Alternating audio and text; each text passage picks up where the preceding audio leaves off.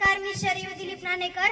मी आज एकांकिका सादर करणार आहे. त्याचे नाव आहे सूचना सूचना सूचना.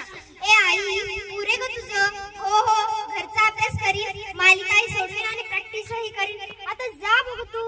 हुश्य, गेली एकदाची. अगं बाई, कोण? दुर्वा, ये ना ये. काय म्हणतेस? कुणाशी बोलत होते?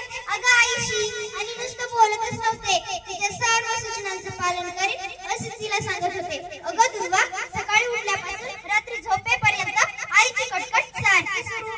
दाते घास, चकचक आवाज आला पाहिजे, तोंड नीट धु. एक वेळेस दूध प्यायला लागले तर म्हणते गटा गटा पिऊ नकोस, ठसका लागेल.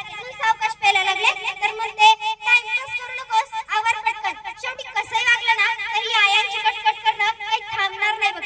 एक वेळेस सूर्य उगवायचं थांबेल, वारा व्हायचं थांबेल, पण आयांची कटकट करणं काही थांबणार नाही. अगं दुर्वा, परवाच्या कथाकथन स्पर्धेत माझा पहिला नंबर आला तर म्हणते कशी? बोलताना जरा ऍक्टिंग थोडी बरोबर नाही आली. आता तूच सांग, मी छान ऍक्टिंग केली म्हणूनच सरांनी मला पहिला नंबर दिला. तर म्हणते ऍक्टिंग नाही बरोबर आली तुझी, कसं करायचं ग मी? आणि एखाद्या वेळेस आईच्या